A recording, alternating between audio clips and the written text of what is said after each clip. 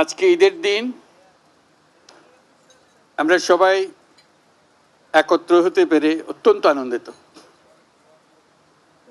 আমার অবস্থা এমন, কারোর সঙ্গে দেখা করা আমার বড় কঠিন বিষয়।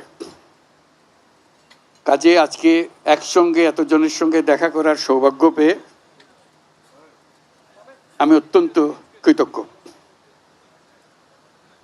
আমরা আজকে ঈদের মহা উৎসব আমরা পালন করছি। ঈদের বাণীটাই হলো নিজেদের মধ্যে সমঝোতা, অতীতকে পেছনে রেখে সামনের দিকে এগিয়ে যাওয়া। সমাজে এরকম যে একটা দিন আমরা স্থির করতে পেরেছি, আমাদের ধর্ম আমাদেরকে দিয়েছে,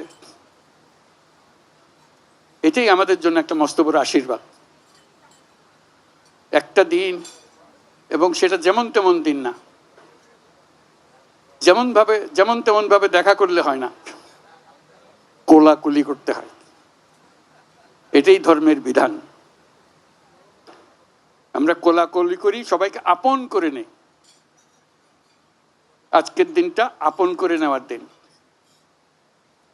আমরা সেই বাণী আমাদের মনে ধারণ করে প্রত্যেকে যেন পরস্পরকে ধারণ করি।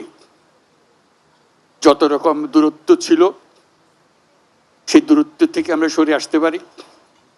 এটি সমাজের মঙ্গল, যে কোনো সমাজের মঙ্গল। সেই সমাজের মঙ্গল আমরা যেন আগ্রহ সহকারে নিজেদের মধ্যে আত্মস্থ করতে পারি। সেই জন্য এবারের ঈদ অত্যন্ত গুরুত্বপূর্ণ ঈদ, যাতে আমরা পরস্পরের কাছে আসি, পরস্পরের দূরত্ব থেকে আমরা সরে আসতে পারি, জাতিকে সমাজকে ঐক্যবদ্ধ করতে পারি। কারণ এই ঐক্যবদ্ধ হওয়াটা আমাদের জন্য এই সমাজের জন্য বিশেষভাবে জরুরি। সেটা যেন আমরা অর্জন করতে পারি। আজকের এই মিলন মেলায় আমরা সেই বাণী আত্মস্থ করে সামনের পথে অগ্রসর হব। আমরা পরস্পরের প্রতি সহনশীল হব। শুধু সহনশীল নয়, তার চাইতেও বেশি আমরা পরস্পরের সাথে বন্ধুত্বপূর্ণ সম্পর্ক স্থাপন করব। এর মাধ্যমেই সমাজে শান্তি আসে। বাংলাদেশে শান্তি অত্যন্ত জরুরি। সে কথাটা যেন আমরা মনে রাখি, প্রতিদিন মনে রাখি। আজকের দিনটা আমরা প্রতিদিন স্মরণ করি। আমরা দেশে শান্তি চাই, যাতে মানুষ নিজ মনে নিজের আগ্রহে দিন চলতে পারে, কারো ভয়ে কোনো ভয়ে ভীত হয়ে তাকে চলতে না হয়। আমরা সবাই সবার মঙ্গল কামনা করি। জাতির জন্য শান্তি চাই এবং পৃথিবীর জন্য শান্তি চাই। আমরা সারা পৃথিবীর জন্য আমরা শান্তি চাই।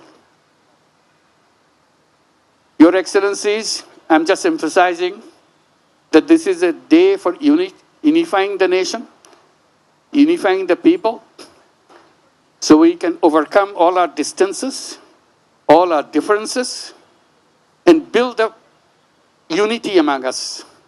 And the nation needs that unity, particularly this time that we are passing through our history. It's very important. So I hope you will help us to build this unity and move forward. Bangladesh deserves more. Bangladesh has a future which has not been explored. We want to explore that. We want to make that future come true. So that's where it begins, unifying the nation, building the nation to move forward. Let's do that. Thank you very much for your patience. Eid Mubarak again. Thank you.